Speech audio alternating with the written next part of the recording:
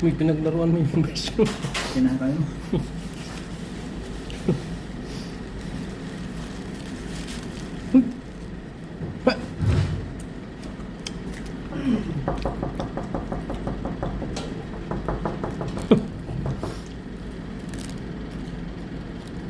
Higa pa talaga. Maharot ang pusang ito eh.